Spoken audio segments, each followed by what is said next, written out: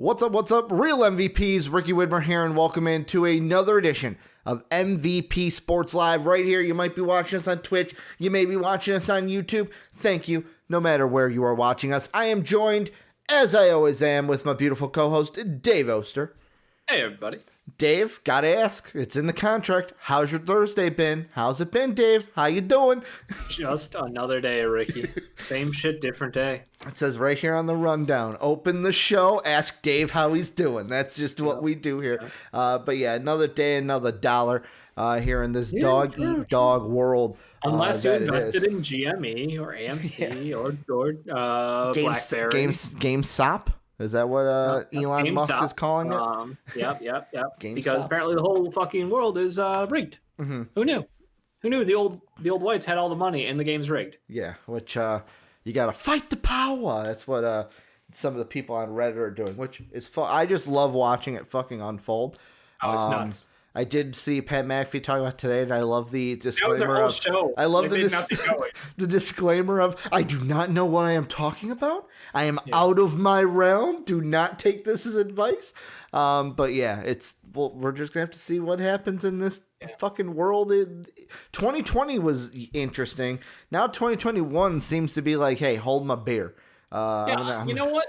It's not worse 100%, but it's not good. It's not good, you know? Like, put this on your fucking bingo card. Did you have this going on today? Exactly. We went from like going straight downhill to now we're just drifting, you know?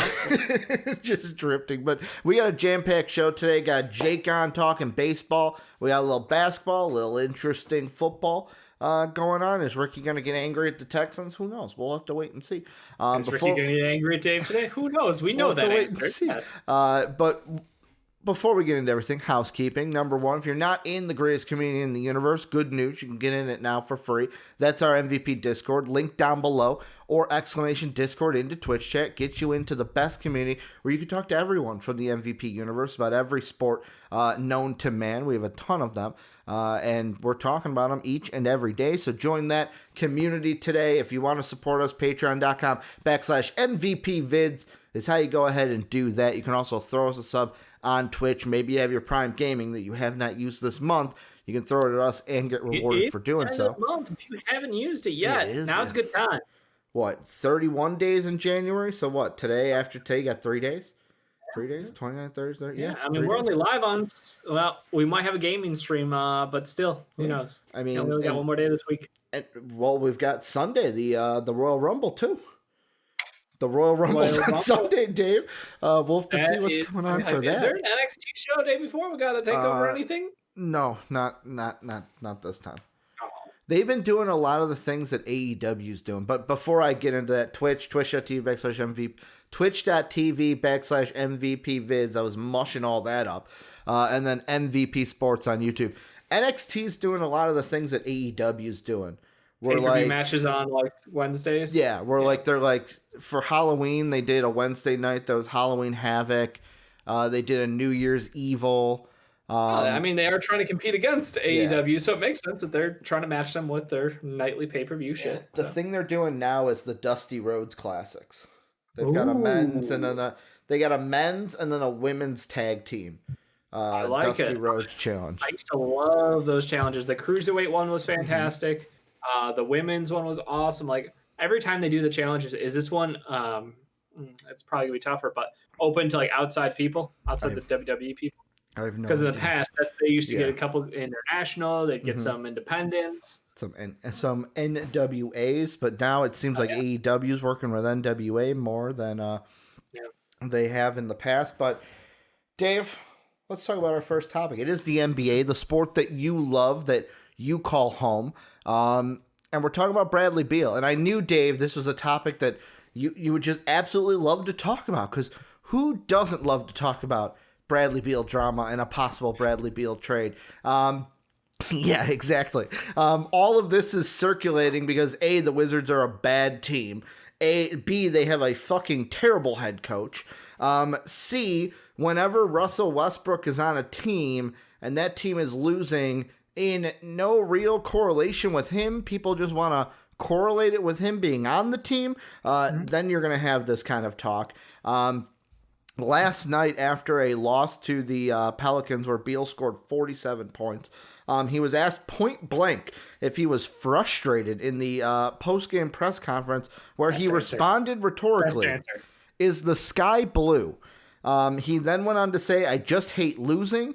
I hate losing, and I am going to continue to show pissed off faces.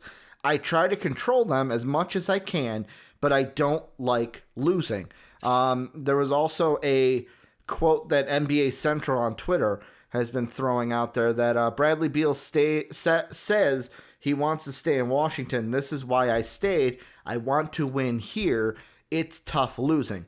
So, Dave, the question I want to ask is not necessarily the hype beast answer of, does this mean Bradley Beal is getting traded?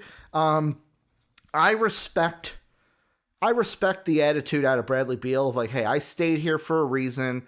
I want to win here. I love Washington, D.C., but the question I'm at is, when is this going to be like enough is enough? When is Bradley Beal going to be like, if nothing changes for the Wizards, when will Bradley Beal be like, well, I tried to make it work here, but I want to win and it's not going to be here? I don't think he's at that point anytime soon. I think he understands that this is a team in the midst of a transformation, This is they transition out of the John Wall, Bradley Beal, Otto Porter, Kelly Oubre days with what was their big who absolutely was awful without John Wall, but they hated each other. Gortat. Marcin Gortat. So that was like that was what he grew up with as a young player. They've been transitioning since with John Wall's injury, Bradley Beal obviously taking a superstar role on the team now, elevating his game, doing fucking everything, as we've seen from his gaudy stat lines, and just complete play on the court. This is a transition year. I don't think this is a year where he expected to win shit. Obviously, Russell Westbrook joining the team, you have higher expectations, but that's one of those things where, like you said, if Russell's team isn't doing well, everybody points at Russell and says, this motherfucker loses everywhere he goes. Well, look what's around him. I mean, just look at the starters next to Beal last night. Jordan Bell, who recently was signed to the team in the last 2 weeks because no one wanted him. Bonga, who, again, not a bad role player, but he shouldn't be starting for you. Robin Lopez, a bench center. And Raul Neto, like someone who is a bench, maybe third-tier guard. Like, he's not even a backup guard. He's that third guard coming up. So what do you expect him to do? Like, I think the expectations for this year were we're a bad team. We got to get the kids a lot of time to play together. And because of COVID, and other injuries, obviously. I mean, we watched, I think to start the year, it was your boy Rui had an injury. He was Rui had an injury. You've got Thomas Bryant had a big injury. Oh, Thomas Bryant, just dying, basically. So non-COVID related. But all the other ones, was this team was even struck by COVID, or how many games did they miss to where we've made the joke now that the end of the season is just going to be Wizard and Grizzlies games. Yeah, I mean, they've only played 14 games this year. Everybody else is up to about 18 or 19. So it is, again, they've got like 5 games. So basically like a week and a half's worth of games to backfill at some point this year. So that's going to be a shitty schedule for them. But yeah, I mean, it's rough. I mean, I definitely get the frustration, but I think the expectations were that this year was definitely we've got to find our new core. We love Rui. We think we like Denny. We love Bradley. Thomas Bryant is an offensive fucking monster at the 5 for us. We've got to figure out how to fill in the 1 and the 2, or I shouldn't say the 2, but someone to play next to Bradley Beal, and then get some great role players to fill out our team, because that's really all they need. Yeah. But what we're seeing is a product of injuries and COVID, shit, and bad coaching. Like, you nailed it right off the bat with Scotty Brooks. It starts and stops with him. And one thing I'm going to say now, this is about our Twitch stream, because Jake in Twitch says, it's actually black right now. And I was like, is there something wrong with our Twitch stream? If you are watching us on mobile, and I don't know, yet again, don't have my sound on, so I don't know if it's black, meaning you can't hear us. On my tablet, our stream is black. So maybe on mobile, it's not working. On the computer, we're working. So if you can hear me, if you're on a mobile device, the reason why we are black is probably something with Twitch's mobile player. App. Otherwise, we are working, because I was worried that, holy shit, are we going through this? And it's just not transmitting to anybody. But yeah, like, that's the thing with this, to where I'm at the point where the question I asked you of, oh, we did, okay. On my tablet, it was black, so I freaked out. Maybe like, I saw what Jake said, but I'm with you, Dave. This year, I think nothing happens. Like, all the blogs that are going to be like, here, there are 5 trades that should happen for Bradley Beal. I just saw Steph Curry should demand Bradley Beal's trade. I'm like, who the fuck is writing this shit? Yeah. Clickbait, obviously. Like, I get it. You have a job to do. You get your clicks. I mean, it's going to, like even like in the Bulls world, where the AK, the AK parody account kind of made the joke of to-do list for Chicago: trade Deshaun Watson to the Bears, get Bradley Beal on the Bulls, get Zach LaVine in the All-Star game. All right, let's do it. But on the other side, one you have of those things is possible. You've got more realistic people who like Bulls scripted, for example. Would I be mad about landing Bradley Beal? Not at all. But if the plan is him plus Zach long term as your star duo, think it'd be a forced/rushed move that doesn't really fit. Wouldn't want to move Zach plus more for him. I don't think Bradley Beal gets traded at all, though. Like, that's the thing. However, next year, if the losing continues, then I feel like we might be in a more likely situation of Bradley Beal getting traded, because I just, listening to the comments last night, it's like, I understand the wanting to win in Washington. Their game thread was cancerous. I don't know if you frequent Reddit at all. I don't go into game threads, Dave. I was told, so here's the thing. I was told by Soapy, because I'm not really a Reddit game thread person. Most of my Reddit is in the gaming and entertainment side of things, the Marvel spoilers Reddits. And Soapy would be like, he's like, God, he's like, most Reddit threads are fucking cancerous in fan forums. And I know this because you invited me to the Bulls Discord one. I can say without a fact that most of those threads during the games is like, what the fuck are some of you thinking? Like, come on, in through the nose, out through the mouth. Our Discord looked like fucking geniuses compared to them. But yeah, I didn't check. Like, how bad was it? Since I'm assuming you were in it. You were in the weeds. Russell Westbrook wasn't playing, but he was the second most mentioned player in the game. I mean, that's what it comes down to. Is just the man is a heat magnet. He's got a massive contract. Yes, he can stuff the stat line. But if you have Russell Westbrook on your team, you have to play around Russell Westbrook. You can't just say, we're playing the Wizards offense, inserting Russell Westbrook in. That's not how this game works.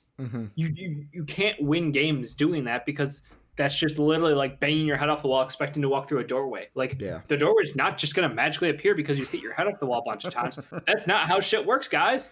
Scotty Brooks needs to fucking understand that. And, like, he should know this. He was Russ's coach, for fuck's sake. That's what's most frustrating to me. Is like, Bradley Beal has so much talent, and yet their offense is, I don't even know, like, their defense is piss poor because of like a combination of everybody's hurt and injuries and whatever. Like, that's fine. But offensively, like, they look like a dead fish out there without Bradley Beal doing literally everything. And I think that's the problem. When you have someone who has a skill set as unique as Russell Westbrook does, someone, you know, like, he's a more limited Giannis. Like, think about the way Giannis attacks downhill. He goes, gets boards, he moves the ball. Like, Russell Westbrook is basically like a 6'2". Is he 6'2" or 6'3"? Whatever Russ is. I feel like I should know the answer to this. Do not have it in front of me. I don't have it in front of me either. You keep talking, I'll look it up. He is someone you need a system around, and they have not created that. And I know that's partially because there was no off season and it was a late trade to happen. So, like, it is what it is. And he is 32, which again, he's on the older end of his prime, but he's still highly effective when he needs to be. And that's the thing. It's like, if you give him his role on the team, he can perform, but you don't give him the opportunity to win games because the pieces around are just trash sometimes. Like, Davis Bertrands, we all praised the fact that they were able to re-sign him. Mm-hmm. But obviously, like, it's a shrug this year, you know? Yeah. So, I don't know. Also, the other thing I want to point out is Bradley Beal, where he's been in the league since 2012. You were right, by the way, 6'3" for Russ. I thought, I was like, yeah. But Bradley Beal's been, so he was drafted 3rd overall in 2012. Even the coaches that he has had. So in 2012, that's when they got rid of Flip Saunders and went to then assistant head coach Randy Widmer. They went with Widmer from 12 to 16, where he went a whopping 178 and 199. They played 21 playoff games where they went 12-9 in those games. But like, you think, if I said like, oh man, think back to Randy Widmer, what was he? Most people would be like, first off, if you're not a Wizards fan, 99% of us would probably be like, who? Yeah. Who was their head coach? Exactly. Then they have Scotty Brooks, who he's been there since, this will be his 5th year with the team. And he's been there since 2016, Dave, and he's been the worst coach. Like, it is amazing to me how he's not the worst coach. He is the worst coach who still has a job. Okay, good point. Like, of the past 5 years, trust me, Ricky, you got the thumb. You got Jim Boylan. That's right. You got that douchebag on the Kings. Luke Walton. Luke Walton. Yep. I'm trying to think if there were any other bad coaches that should have gotten fired before that did. Flip Saunders right now again. Well, Ryan Saunders. Ryan Saunders. I'm sorry, Flip Saunders. Yeah. But I mean, that's the thing. Like, with Randy Widmer and Scotty Brooks, has he had good coaching? Has he had good coaching? Like, they couldn't make him and John Wall work. Now they're trying to force him and Westbrook to work. And like, the thing that Eric says, and Eric, I'm bringing your comment in. I want to just preface this with, I'm not yelling at you. I'm yelling at the situation of, like, when Eric says it's terrible for Beal to drop 40 points and lose. It's like, yeah, but Beal shouldn't have to, like, Beal shouldn't have to score 40 points, but this team isn't good. And Russ wasn't out there. Like, this situation. Rudy wasn't there. Beal. Danny wasn't there. Like, they were literally missing out on all of their talent. I mean, Thomas Bryant, we talked about it. Like, they literally are down 4 starters. You know who I would say is in the same situation as them? Portland. Because Dame can score 35 a night, and then they still lose because no Nurkic, no CJ. Like, what do you expect when it's just that player? What do you fucking expect from them? And that's, like, you know what's funny? What? I was going to say, if Portland pulls the trigger and fires Terry Stotts this offseason, Wizards, hire Terry Stotts instantly. That would be awesome for the team. Because he can make 2 guards work. Well, 2 guards, not 2 guard. He has his shortcomings. He's hit his wall, I think, as a coach. I think everybody knows that, like, yeah, the injuries held them back. They had a chance at a ship. Like, it's just unfortunate. But I don't think that he's a good enough head coach to win a championship for that Blazers team. Yeah. They did everything they needed to, and they still are sagging. So I think Terry Stotts, this is his last year with the Blazers. And I would love to see the Wizards try to get Terry Stotts as their new head coach. Because I think he has a lot of great ideas for their offense. I think he gets motivation. I think he gets the guys going. Like, he's a good coach, but he's not going to be able to win on that Blazers team. The effectiveness is worn off at this point. Yeah. The other thing I do want to throw out there is the fact that we knew coming into the year that the Wizards were one of the worst defensive teams on paper. Yeah, and that's usually not a good thing for teams. 40 a night. I mean, during the bubble, that was hilarious. They like literally, it was just like basically shooting drills for everyone out there. I mean, that was the bubble situation for them. So I'm excited to see their future. I think Beal stays with the team this year. I think he's a lock. I think there's zero chance unless they do like a Godfather style offer of like, I'll give you 3 firsts to get Bradley Beal. I'll do the, the Paul George kind of shit of like, here's my 21, my 23, my 24 with the 22, 20, whatever swaps. Like, unless you're getting that kind of a deal, I don't think the Wizards should move him. I think the Wizards should look more at how do we make a team work around Bradley Beal. We should plan an offense and a defense around Bradley Beal and get players in here who can do that. John Wall might not be that guy. and they moved on from him. So now they got Russell Westbrook. So Russell Westbrook, is he that guy? I don't think so, Ricky. Do you think so? I think they look to move on from Russell Westbrook after one more year of his massive contract is in. So that means he's down to 2 years. Well, 1 and 1. He's got a player off the following year. So, hey, it's not so terrible, is it? Scotty, bro, like, yet again, this is obvious. He should be the one they move on from. And well, yeah, I mean, like, if you're writing the keys to success for the fire head Wizards, coach, fire head coach, try to trade you.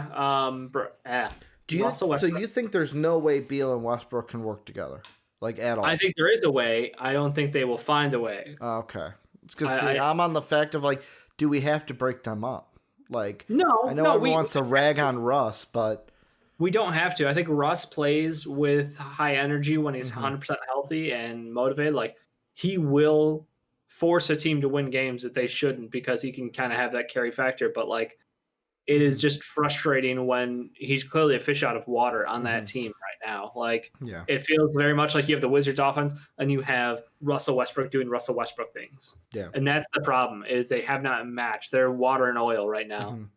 Because, like, that's to me, because the reason why I think next year is the year we talk seriously about Bradley Beal trades is, according to Spot Rack, he's got next year and then the player op.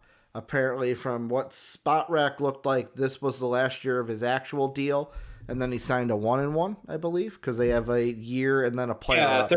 34 and a half, and then he's got the player op the following 22-23 season for $37.2 million. Like, if so him and Russ are up in the same year.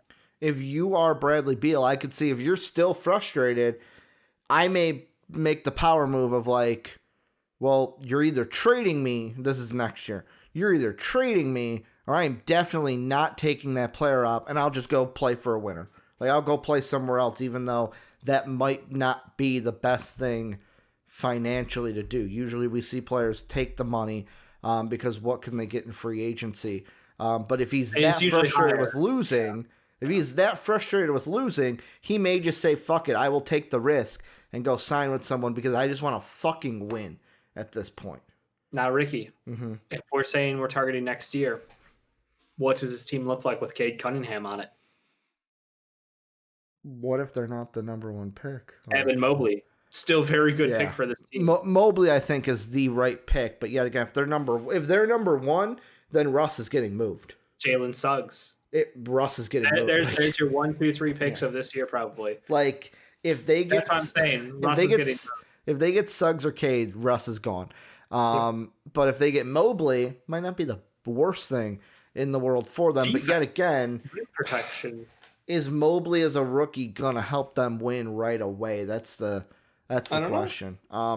It's gonna be interesting to see what happens with the Wizards and the Bradley Beal moving forward. I said the Bradley Beal. The Bradley Beal. He's like the Ohio State University. The Bradley Beal. The University of Ohio State.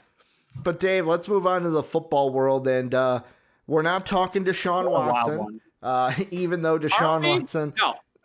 Go! I dare you. Not directly. I bet you to go through this entire segment without mentioning Deshaun Watson. I can do that. I can do that easily. I may have to reference him in passing, but not focusing on the quarterback of the Texans. Well, I'll do that then. But what we were talking about is not only did the Texans quarterback request a trade today, Dave, and is officially on the market, even though everyone's like, he's got a no-trade clause, not going to get traded. Guess what? He's going to get traded because he wants the fuck out of town. No trade clause only works when they want to dump you to a shit team.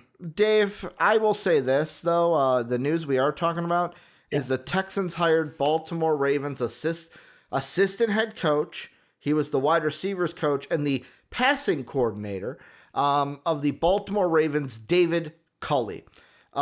Dave, I know that not many people wanted this job. Yeah, I had a little frog in my throat. We're just gonna let it slide by. No, I didn't even let it slide. I made a big deal out of it. I know you did. But most people knew that no one wanted this job. Nobody wanted this head coaching job because of the shit show that the Texans are. Dave, to me, I want to apologize to Charger fans. Only because Charger fans, I still hate your head coaching selection. I think Brandon Staley will not be what you all think he will be. But I appreciate the hype for your team. You got to be hyped for your team.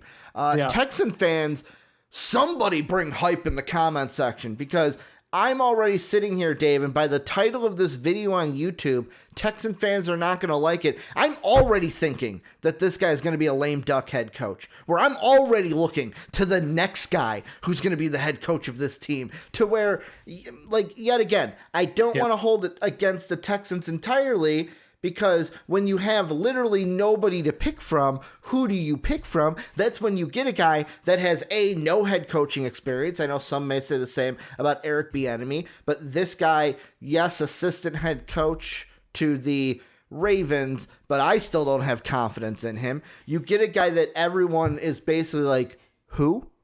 Who is the new head coach of the Texans now?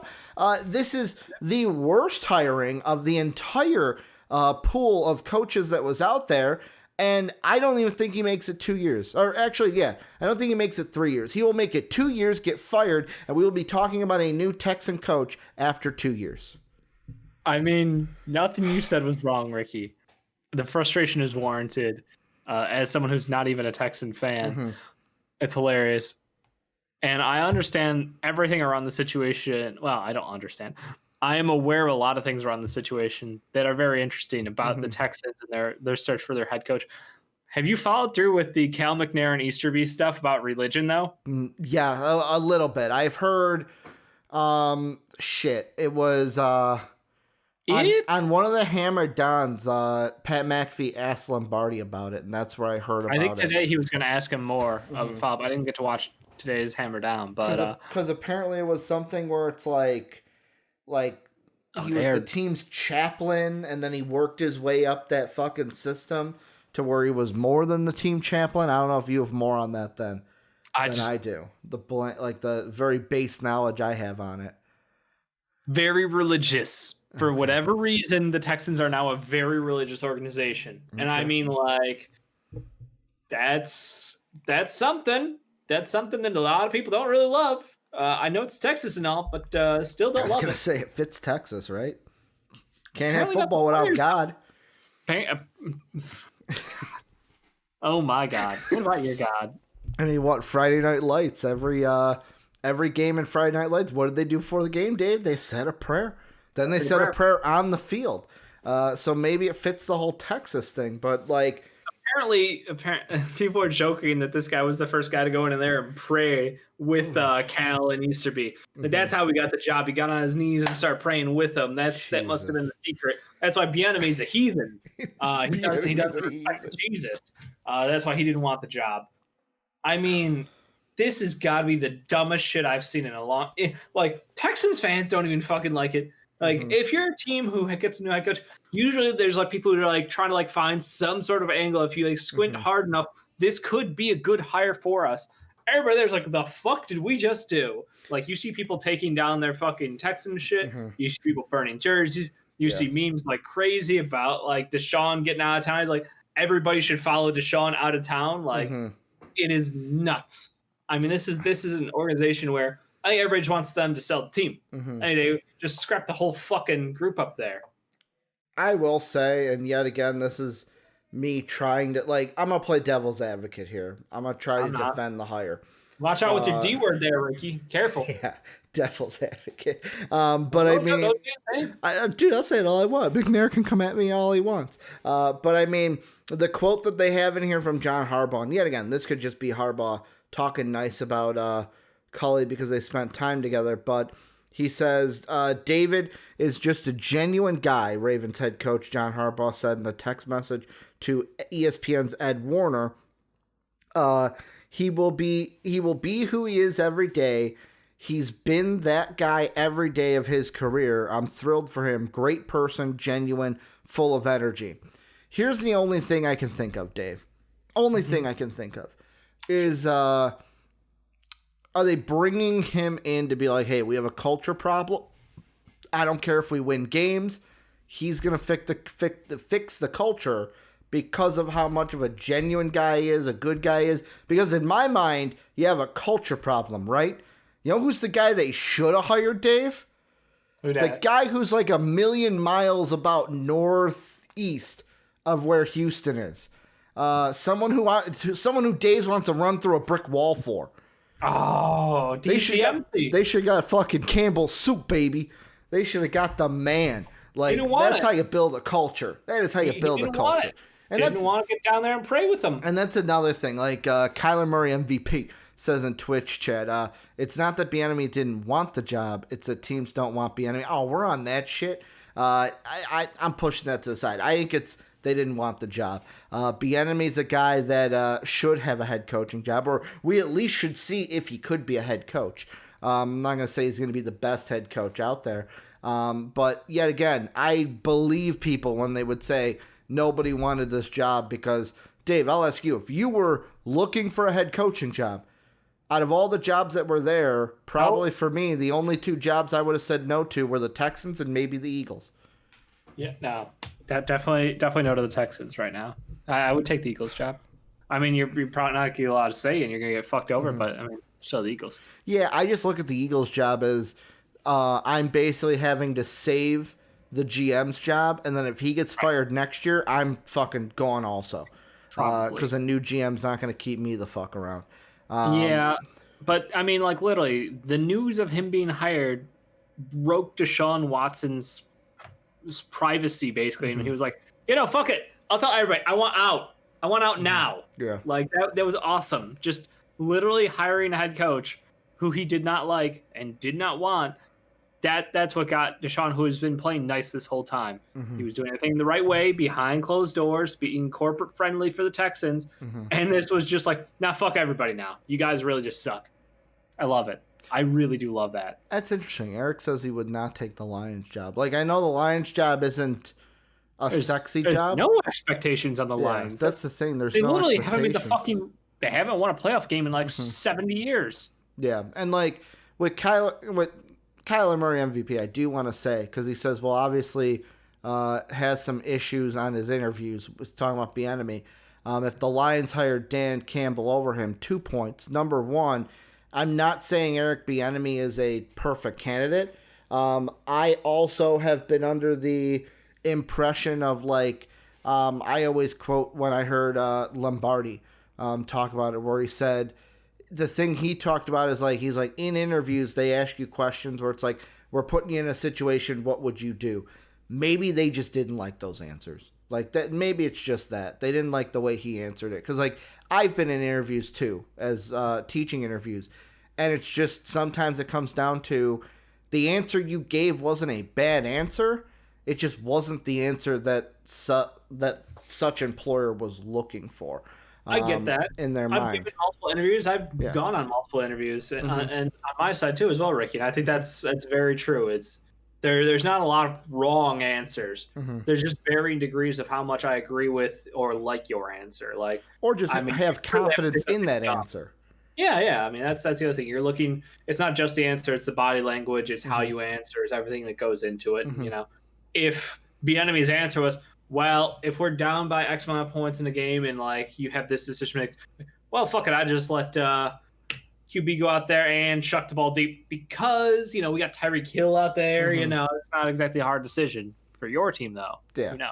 Like I'm not saying maybe he was a bad. Mahomes making the throws. Maybe your play calling is going to be a little different. Yeah. Like, and that's the thing. Bad interview, you're not going to get the job. But also the second point is, I know Dan Campbell's not going to win a lot of games this year, but I don't know if we should throw shade on him that like, oh man, they passed on Eric Bieniemy for Dan Campbell. Oh man, that's such a bad hire.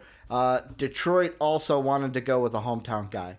That's why Robert Salah was their front runner. That's who the people in the top wanted. And then he went to the Jets, and then boom, Dan Campbell got hired. Also for someone a Detroit guy. I mean, Dan Campbell is known as a guy who is all about the X factor. He's not, an X's and O's guy. He's a motivational guy. Like you said, he's a fixer of the locker room, getting people on the same page. He's all about that. And I think Bieniemy has proven he is an offensive genius, but I don't know him as a person. Yeah. So it's hard to say from the outside why he didn't do well in these interviews or if teams had some reason to not like him. But I think Detroit's need immediately was to fix the issue in the locker room, and they're going in rebuilding direction since they knew that Stafford was gone before they even hired him. So, Yeah, and like I said, this is a bad coach, like bad coaching hire. I'll say he is. I mean, is there upside for him? He's a veteran NFL coach. He's been around for a long time. He's been on a successful team with the Ravens for a couple of years. I mean, just because your quarterback doesn't want him, probably doesn't lean well early. But the whole reason it made me laugh with that was Deshaun Watson wants a trade because this isn't the coach he wants. Motherfuckers, his biggest issue was, hey, I'm not being involved in decisions. Everything's being made without me. So we're going to hire a coach that Deshaun Watson doesn't like. That's going to fix the situation. Like, how stupid are you? Like I wonder if they didn't even involve him. I assume they didn't involve him. I'm assuming they didn't, because I'm assuming they haven't the whole time. 3 men in the room, you know. It was Cal, it was Easterby, and it was God. You know, God. I would say his upside is Mark Jackson. That's his upside. He's going to be the one to come in. He's going to build. Didn't know we could translate Mark Jackson fucking coaching calls to the NFL, Ricky. Let me explain it. He's going to be a guy. Like, his upside, if he's 100% everything they want, he comes in, builds a culture, fixes the culture, makes the Texans job respectable, then gets fired. Next guy comes in and actually can be like, all right, the dirty work is done. Let's get down to winning. Like, that's what this is. That's the upside for him. Otherwise, it's going to be, wow, that coach didn't work out. The culture is just as bad as it's ever been. What the fuck do we do? I'm already calling lame duck head coach. I'm already looking for the next one. Wow. I'm looking for he's going to be fired in 2 years. 2 years he'll be done, because maybe they'll win 5 games in 2 years. There'll be a 3-win team and a 2-win team. Hey, maybe they're a 0-16 win team and then a 5-10 team. Which, hey, that'd be a huge upgrade from 0 to 5. Get that frog out of that throat of yours. Who's the quarterback coming out next year? Is there a superstar Sam quarterback? Howell. He's the number 1 right now. Kid out of UNC. There they go. That could be the Texans' plan. Go ahead and land Sam Howell. Yeah. Who I clearly know nothing about yet. We're gonna have to wait and see what Culley does, even though I do not have the greatest confidence in him. But Dave, before we get you out of here, because we're gonna be talking about the baseballs. We know how much Dave loves baseball. Let's do Wet Boys really quick. The dampest of dudes, the soggiest of shooters, the moistest of men, and sometimes the mistiest of misses. These are our players of the day from the day prior. How it works is Dave gives a wet boy, I give a wet boy, and then the patrons at patreon.com/MVPvids at silver level and above get to vote on a wet boy each and every day. So if you're sitting there going, man, I would love for this player to get some love, he ain't getting enough love, they ain't getting enough love, go ahead, support us silver and above, and you get to vote for a wet boy each and every day. Dave, I'll kick it to you like I always do. Who's your wet boy January 28th, 2021? Now, today was a pretty easy decision. Quick check of last night's games, and I was like, yeah, Bradley Beal probably deserved it with his amazing game, but he lost, and shrugged that off. It is what it is. Who else was going to score the buckets for that team? Fucking no one. So I understand. But I look at a team who has been struggling so far this season, but has had a couple outstanding performers on their team. You got to go with the Pelicans, got to go with Brandon Ingram. Now, some say, why not go with the flashier Zion Williamson? Because Brandon Ingram actually helps you win games. Zion Ingram, Jesus, what a combination that would have been. Zion Williamson just looks great out there. He gets his points. No complaints over him. He's an athletic fucking monster still. But he didn't help you win games per se. He seems to be more of just, right now. And again, this is really his year one extended because he didn't play the whole first year of his career. So expectations are what they are. He's a scoring monster. But BI is about winning basketball. And that's what I fucking love. So I just want to, again, remind fans out there that Pelicans do have a star in Brandon Ingram. I don't know why we have to have the Zion slander, Dave. I don't know why we can't just prop up BI without bashing down Zion for no GD reason. Because people want to put Zion on a pedestal. And I want them to knock that pedestal He's over. really good at basketball. Because Brandon Ingram's a better basketball player than him. Okay, And the disrespect bugs me on a personal level. Because I've been riding Brandon Ingram for 3 years now. So Dave just wants to be right. This draft, actually. Dave's like, I just want to be right. Yeah, because remember his draft class? Yeah, absolutely. I mean, Zion still had a really fucking good... Zion went... Actually... Zion was more efficient, Dave. 12 of 16 compared to 12 of 19. Also had 32 points. Some would say more efficient. Got to the line more, too. 8 of 11 from the line, Dave. That's efficiency right there. That's what you want out of an NBA player. What did you shoot? He's not a three-point shooter, though. He went 0 of 1, I believe. And Brent Ingram went 7 of 12? Zion's not a three-point shooter, though. What was his plus minus? How did the team do when he was off the court? That's a coaching thing. That is a Stan Van Gundy thing. Like, is it?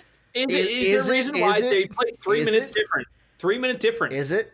And BI was a plus 28 and Zion was a plus 4. I will say Zion's effort on defense isn't the same, but like it's a widespread. Let's not fucking treat Zion like he's hot garbage. Come on now. I'm not. I praised his scoring ability, Ricky. Backhanded compliment. That's what I got from it, Dave. I'm saying the little I see the fucking smile. I'm saying he is a good scorer. I'm saying he is a bad defender by a lot. They have poor point guards in this team. Because they use their main point guard, Lonzo Ball, as a shooting guard because they're idiots. And Eric Bledsoe sucks at basketball. So they have no spacing, and Zion helps with that no spacing. I guess who else helps with that? Steven Adams, who has no spacing. So literally, your best fucking offensive player is Brandon Ingram. Your best defensive player is Brandon Ingram. That's my point. That's okay. He could be the best player on the team, but Zion is still good. I just don't like the disrespect that we're giving to the chosen one, Dave. The chosen one from Ricky. That's why I hate it.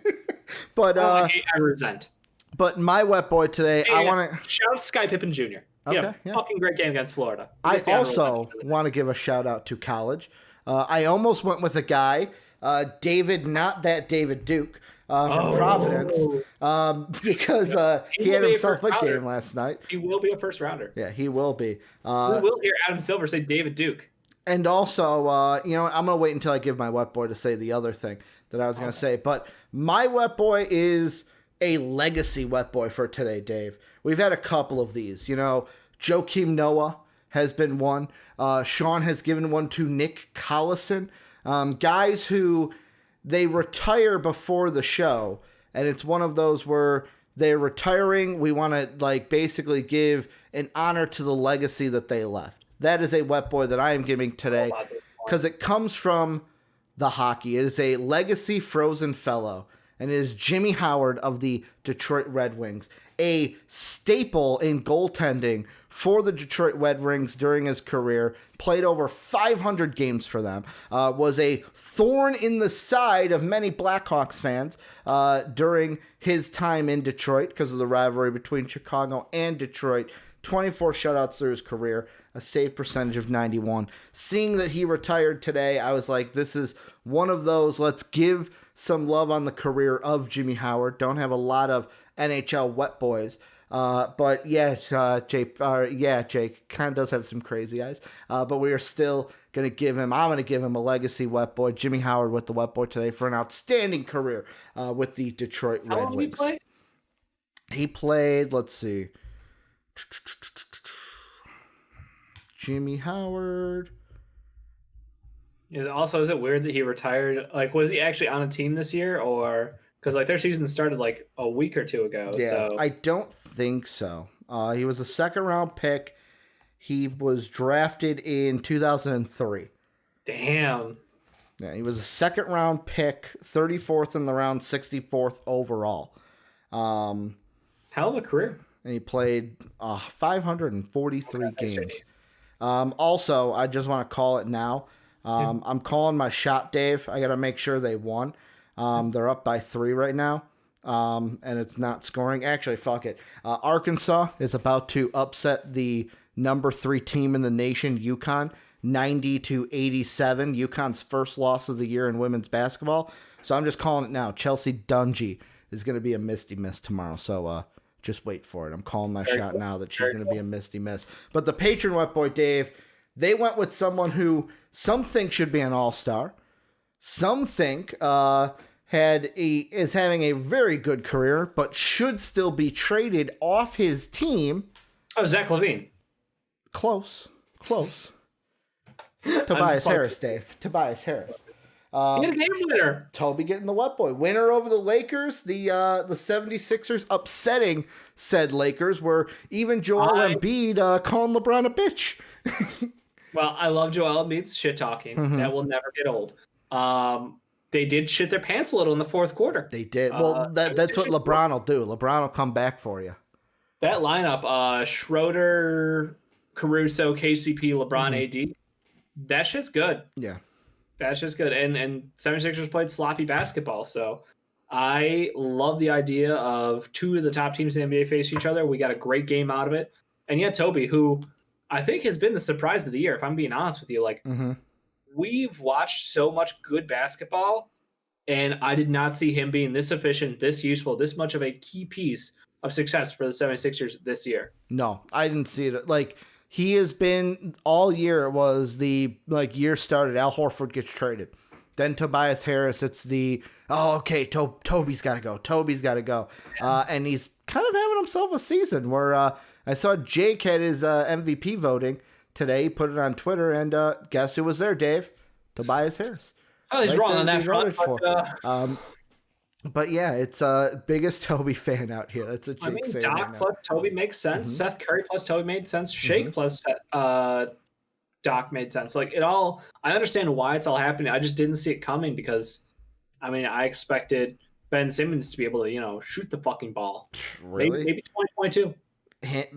Shoot the ball and fucking Ben Simmons is the same sentence? Like, that doesn't He's happen. getting better. And in the last couple games, I saw some stats. In the last couple of games, he is actually scoring more. But again, we'll see the consistency. We'll see if he actually, takes shots. Also, Dave, a fact from yesterday's show that I forgot to mention.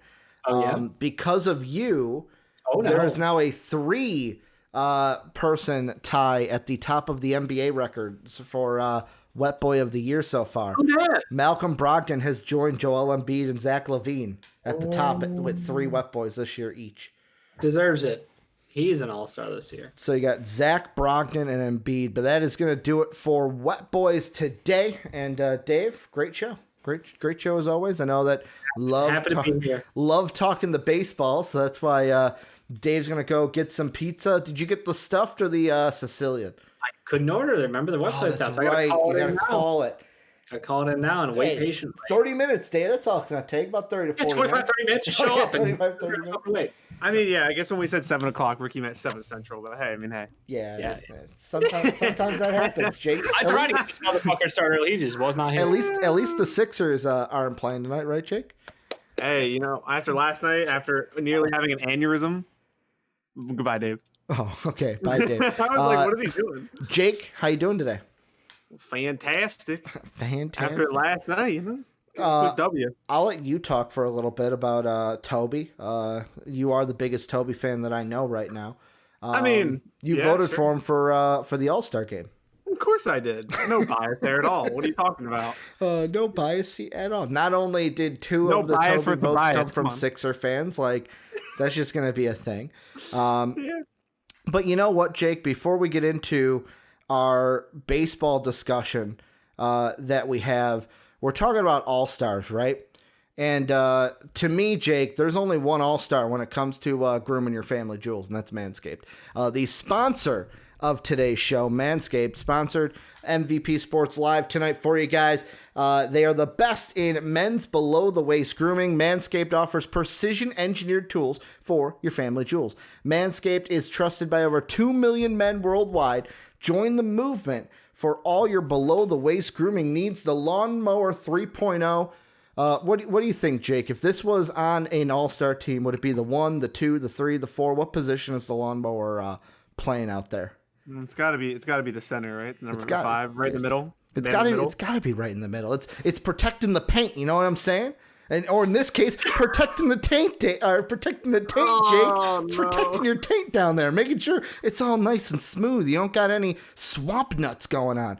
It's long lasting. You can use it in the shower. Thing hums like a beauty. Love it. Make sure it's doing that work and making your nuts look look great down there. So right now you can get 20% off and free shipping using the code MVP at manscaped.com. That's 20% off and free shipping. Use the code MVP at manscaped.com. Your balls will thank you because, Jake, I've said it before, my balls are thanking me each and every day because my nuts have never felt smoother. And it's a feeling that felt weird at first, but it grows on you and it feels really fucking good. So I advise everyone to get smooth nuts because they're the best kind of nuts, some would say. But Jake, we got you on talking baseball. First thing we're going to take a dive into is the Blue Jays. We were going to have you on yesterday. We started a lot later. I know you wanted to watch Lakers Sixers, so that's why I pushed you to today. The Jays made an extra move that we were going to talk about. We were going to talk about they add Marcus Semien. They've also traded for Steven Matz from the Mets, so we'll kind of talk about both. But the first thing I'm going to ask you, kind of get the ball rolling, is so Marcus Semien only signs a 1-year deal with the Blue Jays. They lose JT Realmuto. He goes back and signs with the Philadelphia Phillies. In your mind, Jake, what does the Marcus Semien signing mean for the Blue Jays and their upcoming season this year? Yeah, I mean, it gives them more depth. I'm not the biggest Marcus Semien fan out there. Mm-hmm. It gives them versatility. It's been rumored now they're going to play him at second, move Didi over to third. Okay. That means Vlad can go over to first, which is a good thing because Vlad is not the best defender. He's a little bit chunky down there. Mm-hmm. So playing him at third base wasn't the best, but first base, he'll be just fine. Semien is a good fielder. He had a really good year 2 years ago, and that's when people got really high on his value. But besides that, he's been an average to below average hitter the rest of his career, which isn't a bad thing.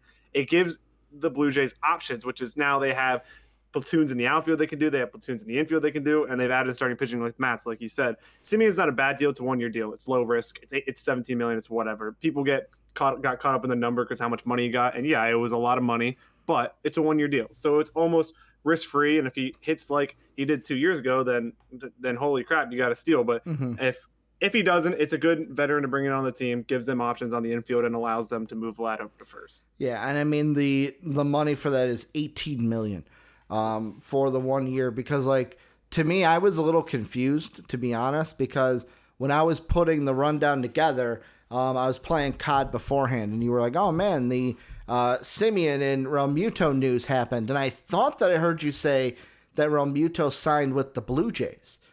But then when I looked, he went back to the Phillies, which confused me, unless that was like something where we all thought he was signing with the Jays, and then DeAndre Jordan, he was like, nope, going right back over here to the Phillies, going to quickly just make a detour back to Philly. But that's the way I'm looking at this is the Blue Jays. The reason why I'm not thinking of the Realmuto not signing as a huge loss is because, like, first off, we even talked about it before where it's like we didn't really think he was going to sign with the Blue Jays. It was one of those to where it's like he'll probably go back to Philly, which he did.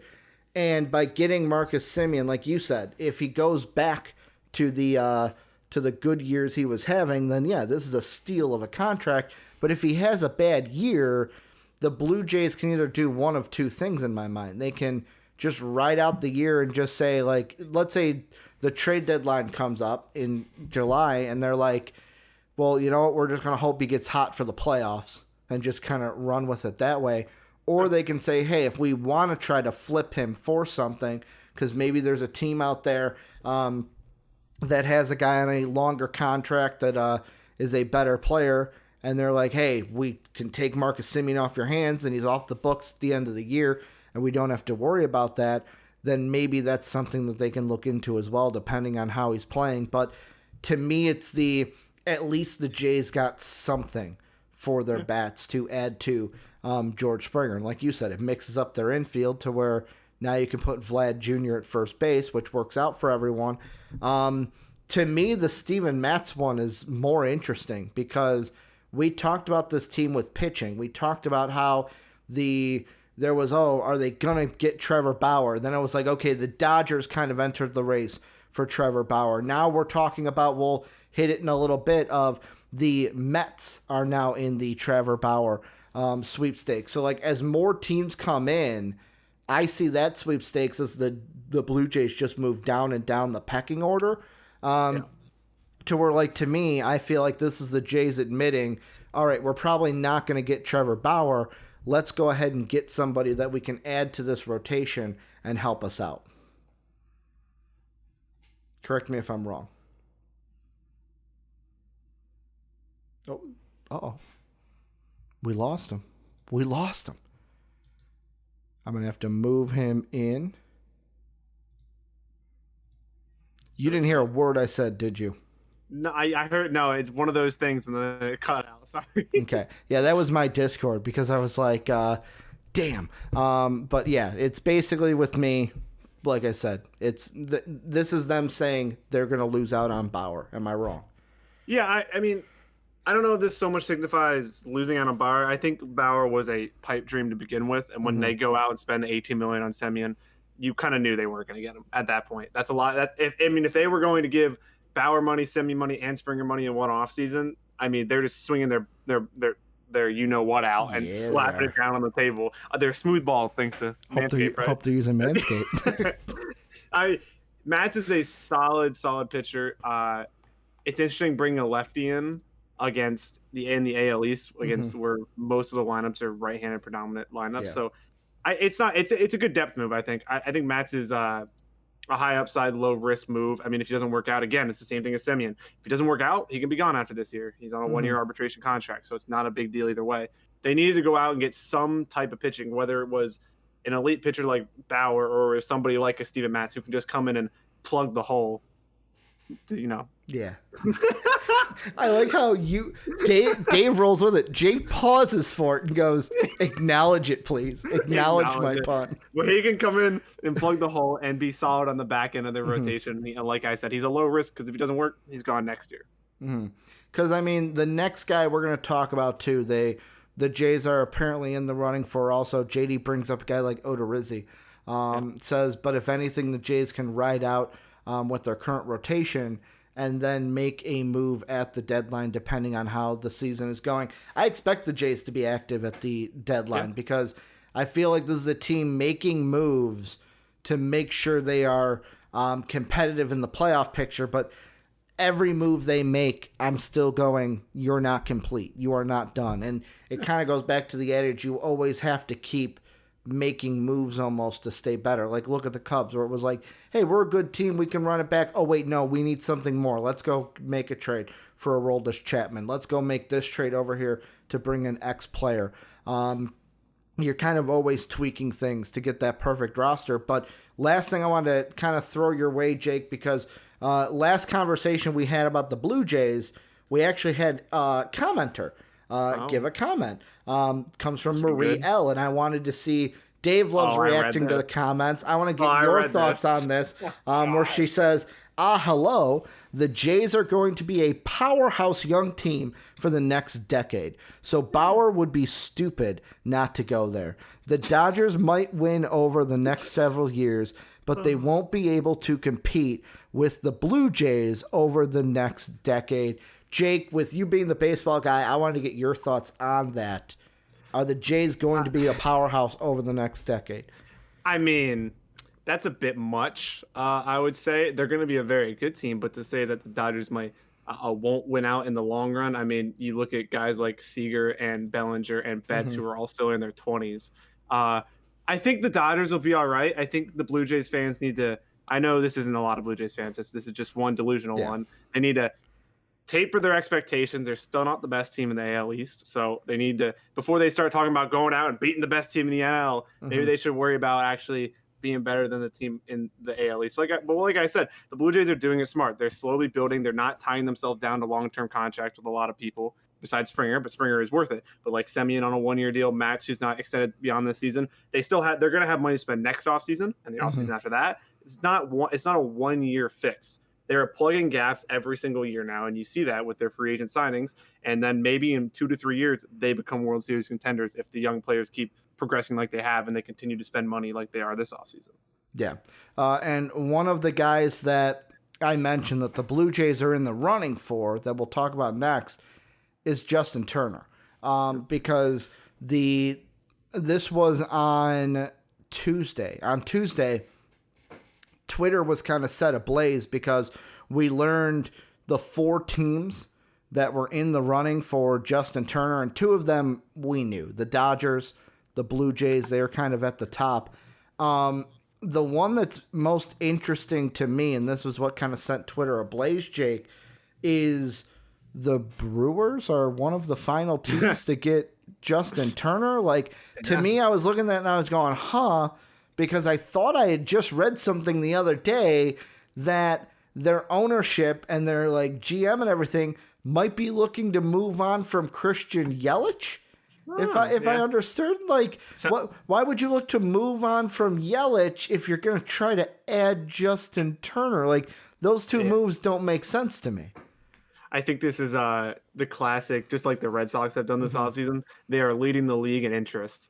They aren't actually going to sign him, but they want to make it look like they're actually interested in him. I mean, Justin Turner is leading the league in interest. I love it. The only way he would go to the Brewers and if they offer him a crap ton of money to go. Yeah, exactly. There's no way he's going to leave the Dodgers that he's like, or anything like that he's going to go to a team that's not going to win anything. Like, I mean, he could go play in the worst division in baseball with the NL Central, but I mean, the move doesn't it doesn't make sense. I mean, it doesn't make sense to me.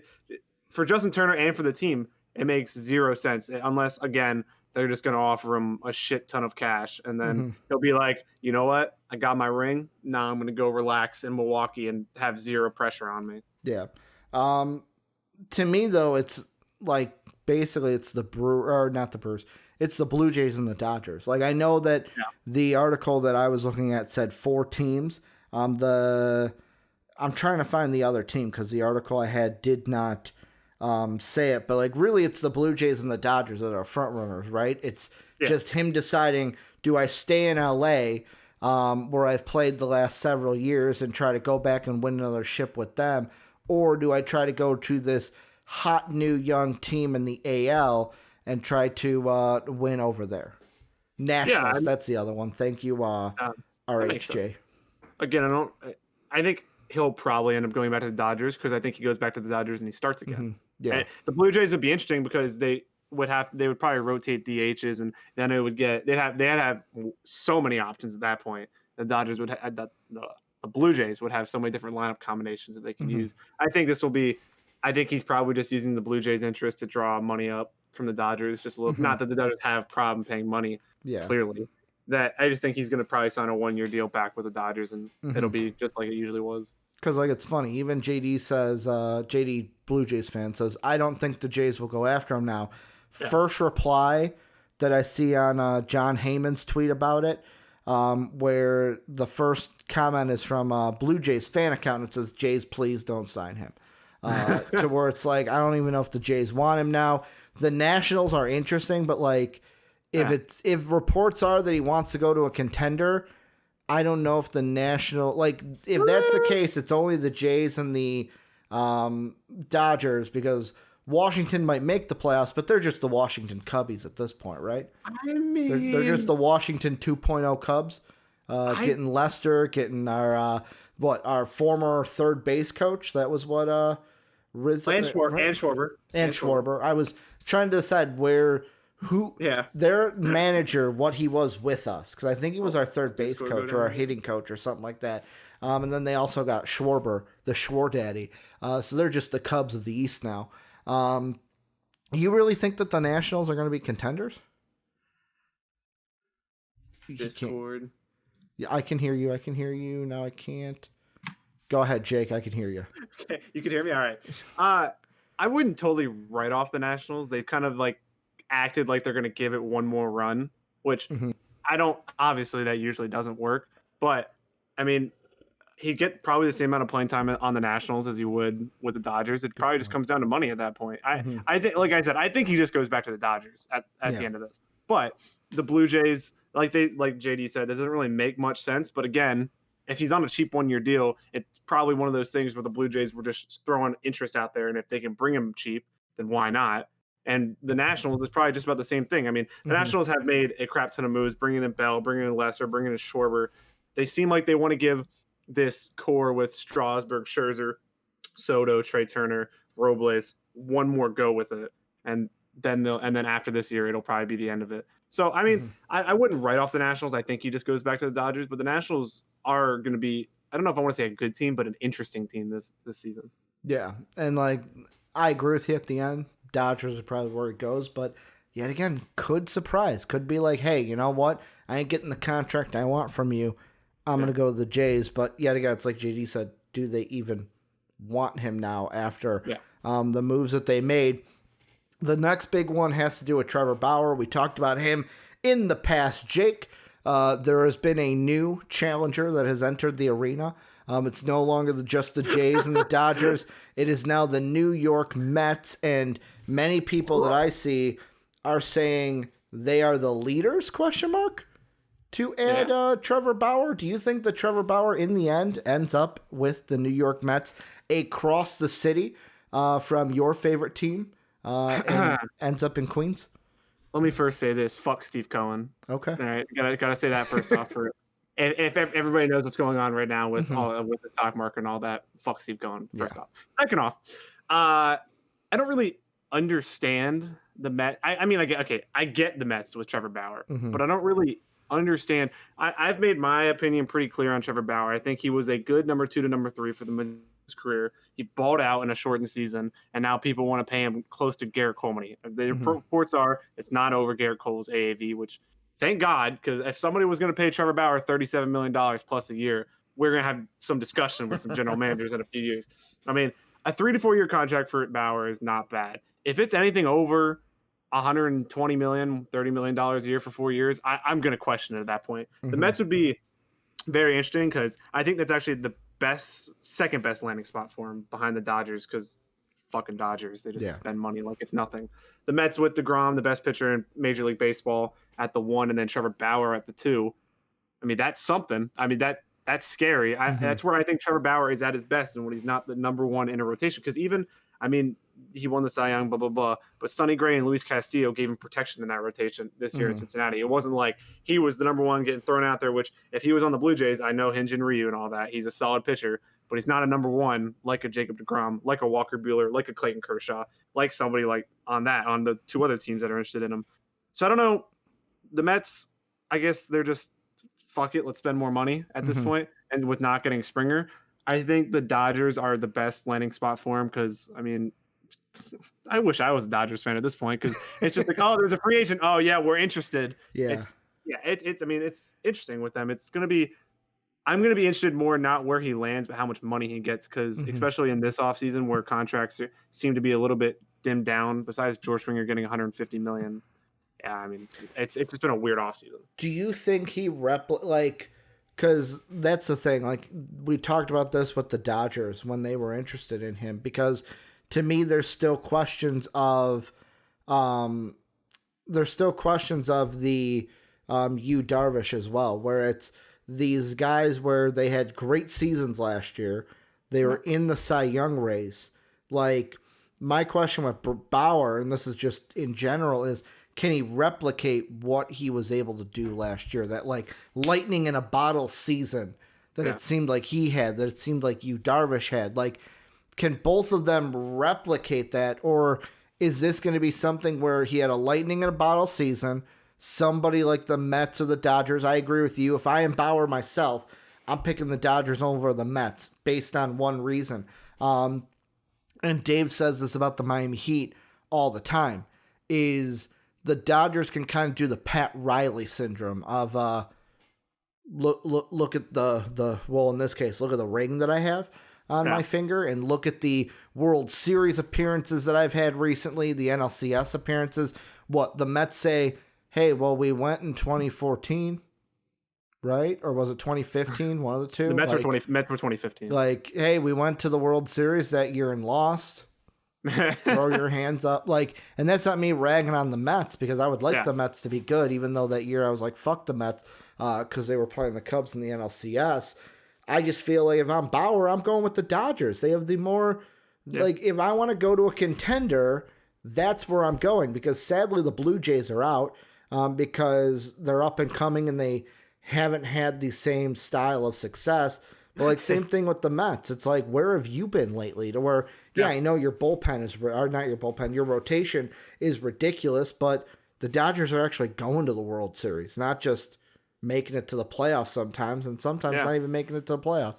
Well, yeah, JD mentioned Chris Bryant, Ricky. Wink, We wink. will talk about Chris Bryant when I am emotionally stable enough to talk about Chris Bryant. Okay, JD?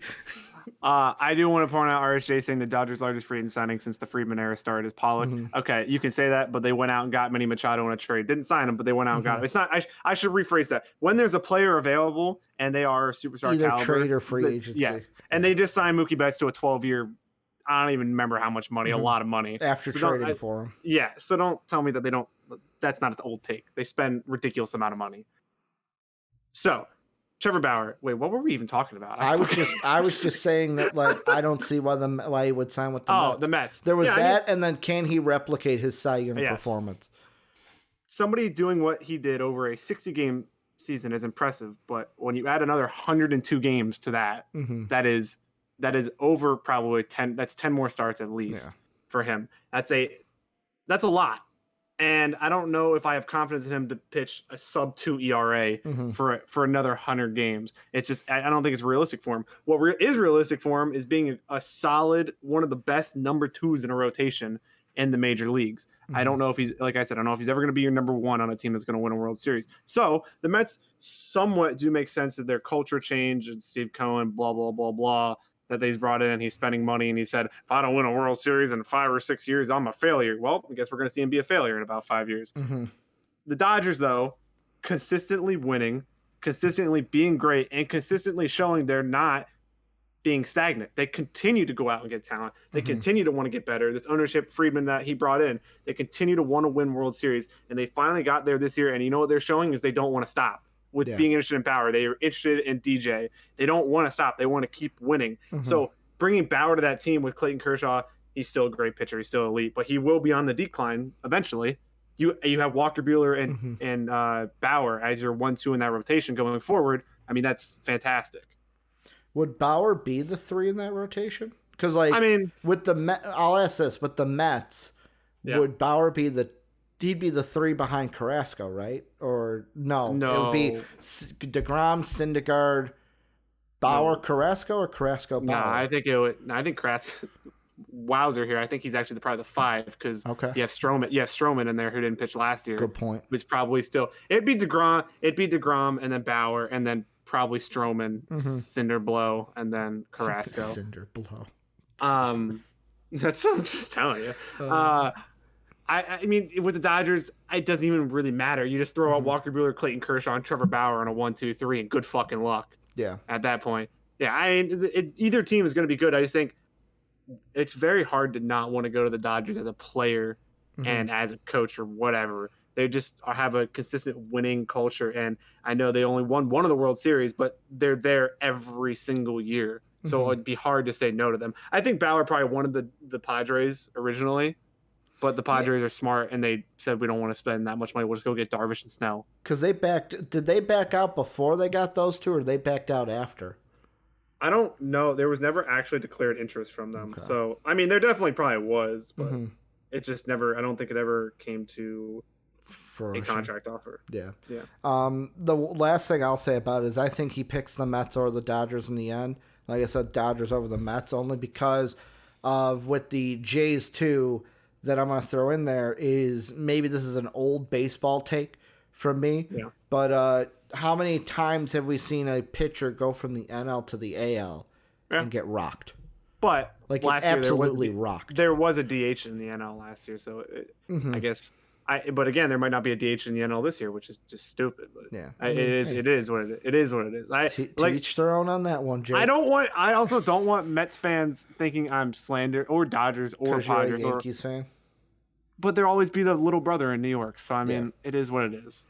Yeah. And the last thing we'll take a look at is this one I'm going to ask you an interesting take from because everything about Didi Gregorius is everything that I see is because the Reds have missed out on some of the free agents that they were looking at.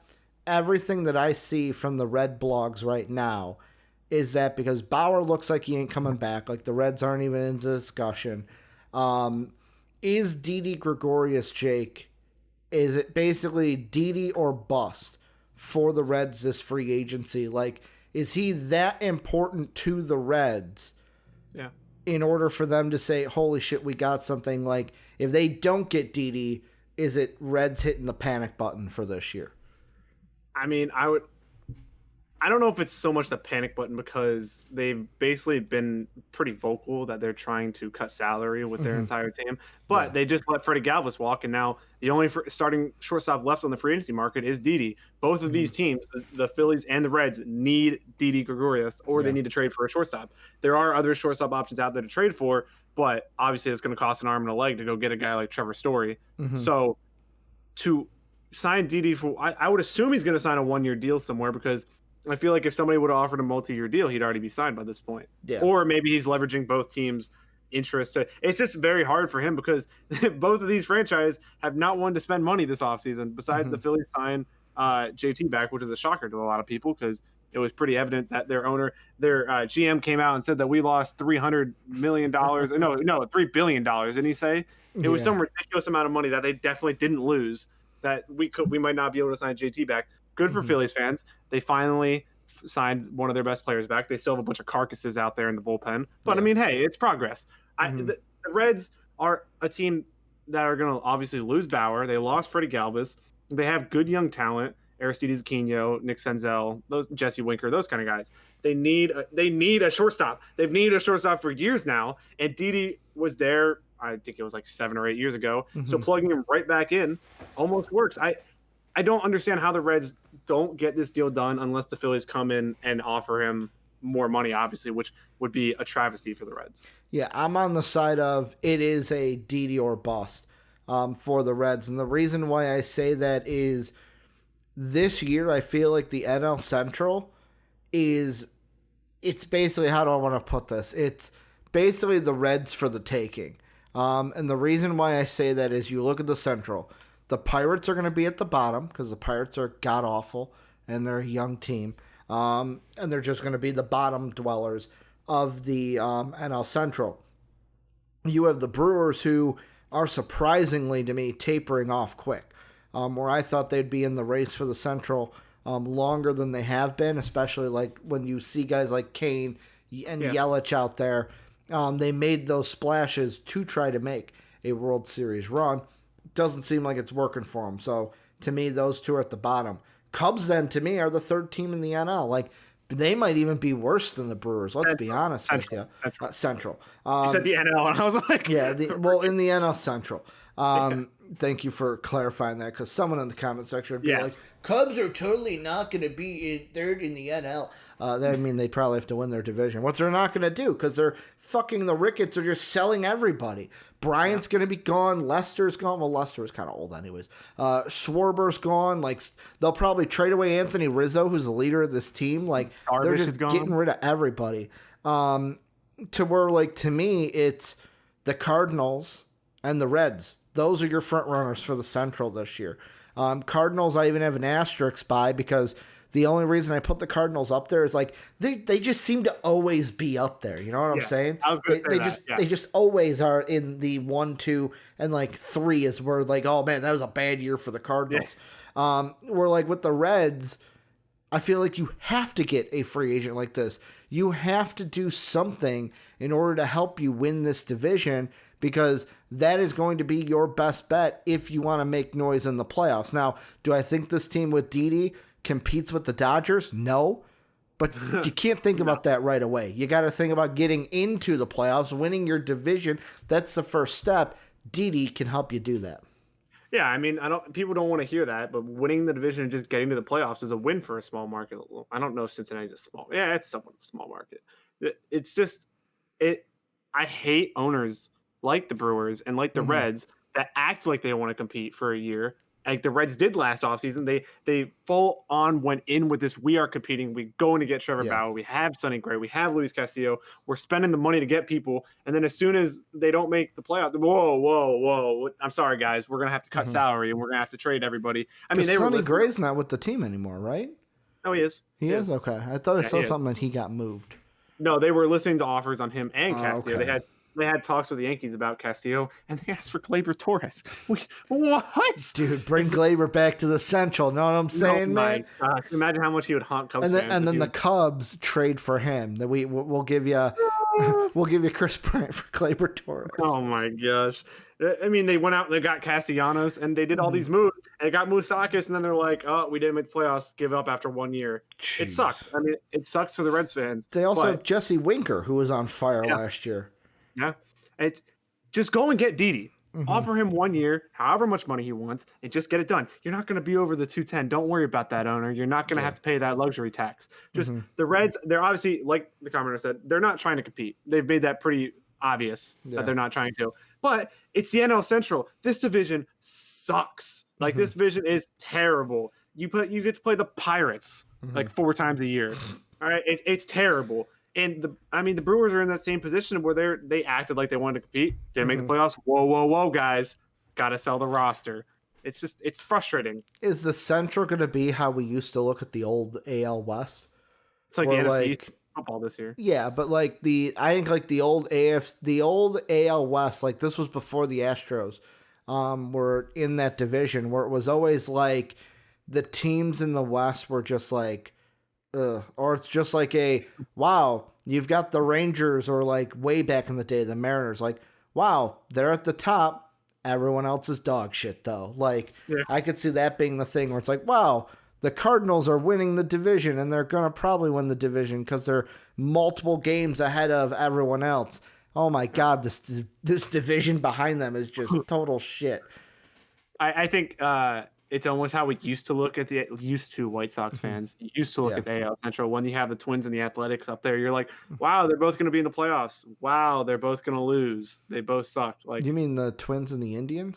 That's what I meant. Yeah. I was like, the Athletics are in the West, bro. The West. Sorry, my brain. It's going to be one of those divisions where the winner's going to get knocked out in the first round of the playoffs, unless there's a big move made. That's always the asterisk in this conversation. Well, unless the Reds go out and get a Trevor Story or something like that, it's going to be such a blood division. Trevor fucking Story. Like, you said his name, and I was like, oh, that's right. He's still fucking wasting away in Colorado. So is Nolan Arenado, you know? It's like the third baseman in baseball, just wasting away over there. Wasting in the fucking Rocky Mountains. But the joke I was going to say is, well, there's some constants in this world, Jake. 4 seasons per year, taxes every year. There's always a day and a night, and then the Twins always lose to the Yankees in the playoffs. Or just, I mean, I think at this point it's just the Twins lose. Yeah, but the Twins won a playoff series in 18 years. Twins can never beat because they usually run into the Yankees in the playoffs. I mean, I love whenever we match up with them because I go, wow, we get a bye. Let's just rest everybody. Basically, that's how I look at it too. But any final thoughts on anything baseball before we wrap up today's show? I mean, I'm happy that the offseason finally started moving. It only took till late January for it to happen, but we finally have baseball to talk about. There's apparently big news coming out next week. Jeff Passan said on the Pat McAfee show. I don't really believe it, but they're saying, oh, there's big news coming. You better have me on. That's right. He was on the fucking show. Yeah. That's right. I'm excited. I hope there's rumors that there might be a strike or spring training might get delayed or something like that. I hope it's not true. I hope that the owners in the union can actually just sucker up and give us a universal DH and get us baseball on time. But I mean, it's looking more and more unlikely, but I know. Here's the thing I'm confused about, and this is the last thing I'll bring up. RHJ says we go through 5 seasons in a year. We just have 4 different ones, but then it's winter, spring, summer, autumn, and winter. Huh? That's still 4 seasons, right? RHJ? That's still 4? Just saying winter twice. Like, winter's really long. Like, the thing that I loved was people here in Illinois was like, oh my God, do you notice how we didn't have winter? And I was like, just wait for it. And then fucking end of January, winter hits. Like, you do know because of global warming, the winter is now later than it usually was, right? We usually get hit in February, March, and then April it starts to warm up. But thank you guys for checking out today's show. I want to thank Dave for everything he did today. I want to thank Jake for coming on the show talking baseball, because I know Dave does not want to talk baseball. There was one commenter that was like, what happened to the other guy? And fucking love JD. He goes, yeah, he doesn't like to talk baseball. So they bring Jake in we cut him to do that. Yeah, we cut him. We called him the lefty. Even though you're not a lefty, you're a righty, aren't you? Well, I'm ambidextrous, actually. Okay, so yeah, we're I throw righty, so yeah, we go righty. calling in the lefty. But remember, join the Discord. Jake's in the Discord. You can talk to him about baseball stuff.